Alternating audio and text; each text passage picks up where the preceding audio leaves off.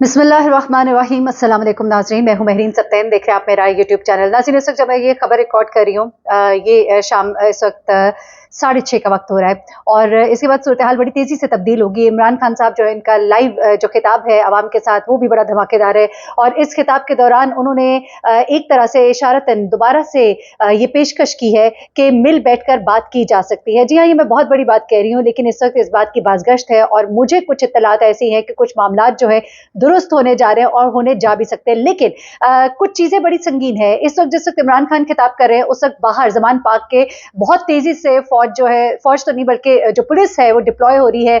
Police के जो नौजवान हैं वो इधर-उधर भागते हुए नज़र आ रहे हैं। पूरी पोज़ीशन सँभाली जा रही है और ऐसा लगता है कि ऑपरेशन से पहले की जो तमाम तर सिचुएशन होती है वो क्रिएट की गई है। मैं कोशिश करूँगी ये वीडियो मैं जल्द से जल्द अपलोड करूँ, क्योंकि ये चीज़ें जो हैं ये बड़ी इंपॉर्टेंट हैं, क्योंकि एट द सेम टाइम जहाँ इमरान खान ने खिताब किया, बड़ी अहम बातें की, उनको मैं हाइलाइट करूँगी और इमरान रियाज़ खान के हवाले से कुछ बहुत इंपॉर्टेंट डेवलपमेंट है, वो भी आपको बतानी है। अच्छा, अब इमरान खान ने कहा कि आइन टूट जाए, सुप्रीम कोर्ट को जलील किया जाए, पूरा जोर लगा हुआ है कि इमरान खान को आने नहीं देना। इमरान खान ने सर्वे का रिजल्ट दिखाया जिसमें पीटीआई की मकबूलियत 70% थी। इस चीज को चलिए एक साइड पे रखते हैं। अब इमरान खान ने जो वाज़ेह एक पैगाम दिया है, जो एक बार फिर बड़ा क्लियर इशारा है, मैं तो कहती हूँ कि अनाव को एक साइड पर रखिए और मुल्क की सलामती के लिए कुछ लोगों को मिल बैठना होगा, एक बार फिर से बात करनी होगी और ये जो खतरनाक किस्म के लोग जो बीच में दाखिल हो रहे हैं और जो शरपसंद अवामिल हैं, उनको अपने से दूर करना होगा। अच्छा, अब इमरान खान ने कहा कि अगर फौज में किसी को हटाना होता तो या दखल अंदाजी करनी होती तो पिछले आर्मी चीफ को तभी हटा देता जब वो मेरे खिलाफ आखिरी महीनों में साजिश कर रहा था। ये इमरान खान ने कहा। उसके बाद उन्होंने कहा कि मैं फौज पर तनकीद इस्लाह के लिए करता हूं। पीडीएम ने कामयाबी से फौज और पीटीआई को आमने सामने खड़ा कर दिया है। यह बहुत इंपॉर्टेंट जुमला है इमरान खान का, जिसमें वो कहना चाह रहे हैं कि ये हमने नहीं तुम्हें अपने खिलाफ किया, बल्कि ये पीडीएम ने हमारे खिलाफ खड़ा कर दिया है। पीडीएम के कुछ लोग ऐसे हैं जो बीच में शर फैला रहे हैं, जो यहां पर कुछ और बताते हैं, वहां पर कुछ और बताते हैं और बीच में तकरीबकारी कर रहे हैं, छोटी सी बताई हुई बात का बतंगड़ बनवा देते हैं। तो ये कुछ पीडीएम के अफराद है, ये इमरान खान कह रहे हैं। फिर उन्होंने दोबारा से कहा कि फौज पर तनकीद इस्लाह के लिए करता हूं। पीडीएम ने कामयाबी से फौज और पीटीआई को सामने खड़ा किया। फौज पर तनकीद का मकसद हरगिज अच्छा, ये मैं पढ़ चुकी हूं। उसके बाद पीडीएम कोशिश कर रही है कि कामयाबी से फौज और पीटीआई आमने सामने आ जाए। कौन अपनी फौज से लड़ना चाहता है, ये सवाल किया उन्होंने। मुझे समझ नहीं आ रही इसमें जीतेगा कौन। बड़ा ही वाज़ेह पैगाम है इमरान खान का। समझने वाले समझ गए हैं, पैगाम जहां पहुंचना है वहां पहुंच चुका है। बड़ी अच्छी खबर भी है मेरे पास जो मैं आपके साथ शेयर करूंगी, लेकिन इमरान खान जो कह रहे हैं उसको समझने की कोशिश कीजिए और जहां समझाया जा रहा है वहां पर भी कुछ लोग समझाने की कोशिश कर रहे हैं कि समझ जाइए। पीडीएम कोशिश कर रही है कि कामयाबी से फौज और पीटीआई आमने सामने आ जाए। कौन अपनी फौज से लड़ना चाहता है, मुझे नहीं समझ आ रहा इसमें जीतेगा कौन। मैं फौज पर इस्लाह के लिए तनकीद करता हूं। अगर फौज को कमजोर करूं तो यानी मैं खुद को कमजोर करूंगा। ये इमरान खान ने बड़ा ही वाज़ेह और दो टोक कहा कि अगर मैं फौज को कमजोर करूं तो मैं खुद को ही कमजोर करूंगा। पूरा जोर लगा रहे हैं कि आइन तोड़ दो, सुप्रीम कोर्ट को जलील कर दो, इमरान खान को नहीं आने दो। ये तमाम चीजें जो है इमरान खान ने कही हैं। और भी बहुत सी बातें की। इस वक्त उन्होंने ये भी बताया कि ये हो सकता है कि मेरा आखिरी पैगाम हो और ये लोग कामयाबी से वो काम कर रहे हैं जो ईस्ट पाकिस्तान में हुआ था। ईस्ट पाकिस्तान के टूटने की वजह फौज को उस वक्त की सबसे बड़ी पार्टी से लड़ाना था। आज भी वही कोशिश की जा रही है। इनको ये खौफ नहीं है कि इमरान खान वापस आ गया तो एनीवे बहुत इंपॉर्टेंट पैगाम है। जिस तरह से इमरान खान जो है उन्होंने ये गुफ्तगू की है, ये पैगाम जो जिनको पहुंचाना है और कुछ हमारी इंफॉर्मेशन में बातें इस तरह की हैं कि मामलात जो है वो बेहतरी की तरफ आएंगे इंशाल्लाह आने वाले वक्त में। और इस वक्त जो एक इसी ज़मान पाक कॉर्पोरेशन की खबरों के दौरान जो एक बहुत ही इंपॉर्टेंट रिपोर्ट आई है, मैं आपको ये बताऊँ, ये रिपोर्ट जो है ये बड़ी मानी रखती है। इस वक्त अगर आप इंटरनेशनल मीडिया देखेंगे तो वहाँ पे बहुत ज़ोर शोर के साथ, चाहे वो इंडियन मीडिया हो, चाहे वो आपका फॉक्स टीवी हो, आपका बीबीसी है, आपका सीएनएन है, आपका कोई भी आप उठा लीजिए तो वहां पर आप देखेंगे तो बाकायदा तौर पर रिपोर्ट हो रहा है इस वक्त ज़बान पाक के अंदर क्या हो रहा है, इमरान खान क्या खिताब कर रहे हैं, क्या पैगाम दिया जा रहा है। और ऐसे में एक बहुत ही जबरदस्त रिपोर्ट आई है, मैं कहूंगी इसे, या एक समझिए कि जोरदार रिपोर्ट आई है।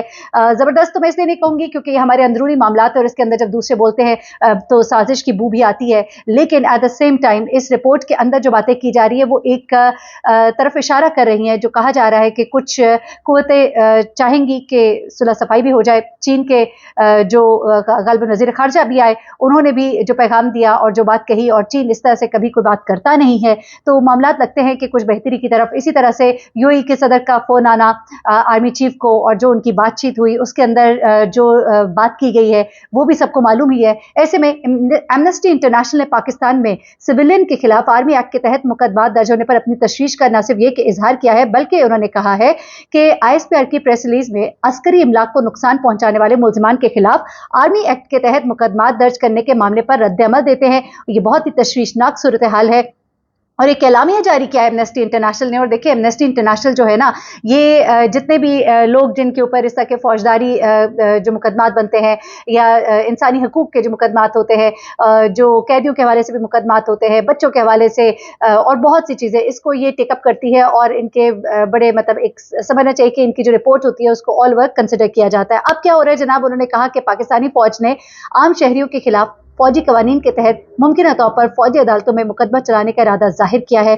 फौजी अदालतों में आम शहरियों का मुकदमा चलाना बैनुल-अक़वामी कवानीन के मुनाफी है। एलामी में कहा गया कि बैनुल-अक़वामी कवानीन हर मुल्क के शहरी को आज़ाद और गैर जानिबदाराना ट्रिब्यूनल के सामने मुकदमा चलाने का हक देता है।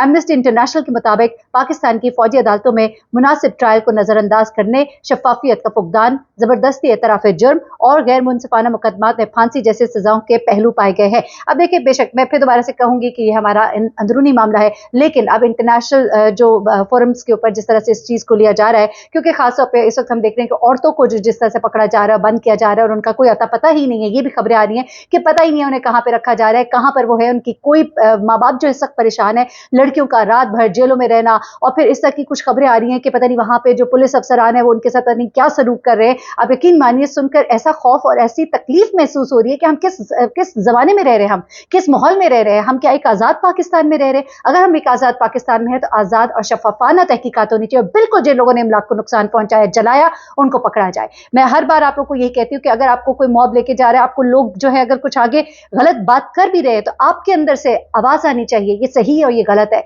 मैंने ये काम नहीं करना है। अगर बाकायदा वीडियो सबूत मौजूद है कि इन लोगों ने इमलाक को नुकसान पहुंचाया, तो बिल्कुल इनसे सवाल होना चाहिए।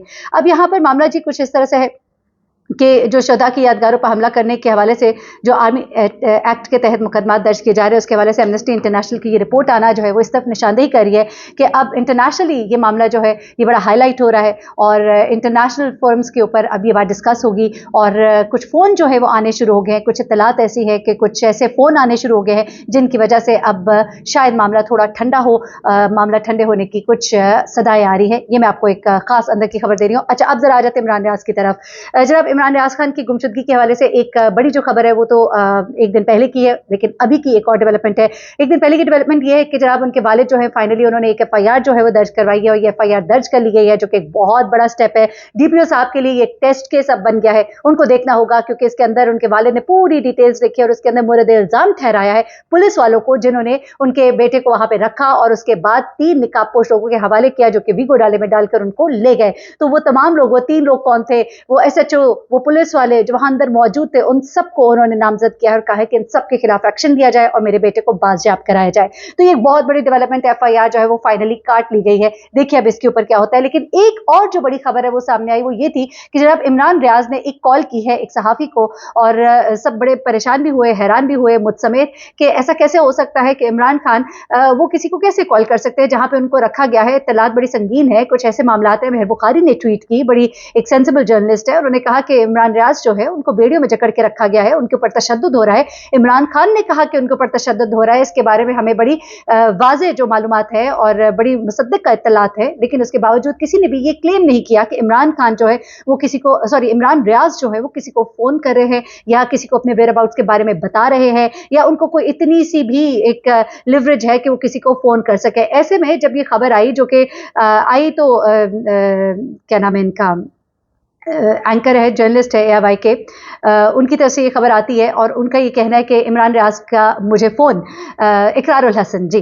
तो इकरारुल हसन ने ये एक ट्वीट की जिसके ऊपर फिर वो पूरी वीडियो मैंने सुनी तो उसमें ये पता लगा कि जब पहले ये मामला हुआ था तब की, लेकिन ये भी बात लोगों को मालूम है कि इकरारुल हसन और इमरान रियाज के दरमियान बड़े अरसे से कुछ मामला ख़राब चल रहे थे, लेकिन अब हमने ये भी देखा कि इकरारुल हसन उनके लिए आवाज़ उठाते हैं, सड़कों पर नज़र भी आते हैं, प्रेस क्लब के बाहर भी नज़र आते हैं और उनका कहना है कि उनकी गुमशुदगी से पहले हमारी आपस में बातचीत हुई थी और सुलह सफाई की हमारी बात भी हुई थी और जो भी जिस तरह की बातें हैं, लेकिन ये है कि वो थंबनेल पे जो लिखा था असल में वो बात उस तरह से अंदर नहीं थी। बड़ी एक हलचल सी मची, सबने कहा कि शायद कॉल आ गई, लेकिन ये बात एक्सेप्टेबल नहीं थी कानों को। जिस वक्त मैंने पढ़ा भी तो मुझे था कि अंदर कुछ और ही होगा और फिर कुछ और ही निकला और वो कुछ इस तरह से था कि एक कॉल जो कि पहले की गई थी। अलबत्ता इमरान रियाज ने किसी को भी अभी तक कॉल नहीं की क्योंकि उनकी एक्सेस ही नहीं है जहाँ पे उनको रखा गया है, वहां से अगर वो कॉल कर लेंगे ना तो फिर समझें कि वो उन लोगों के पास नहीं है जो समझा जा रहा है और फिर वो कहीं और है, फिर वो ये भी हो सकता है कि वो खुद ही कहीं छुपे बैठे हैं, फिर तो ये सब कुछ जो है कयास आराइयाँ जो है जिन्होंने एक जन्म दिया हुआ है उनके ऊपर एक तस्दीक की मोहर सख्त हो जाएगी।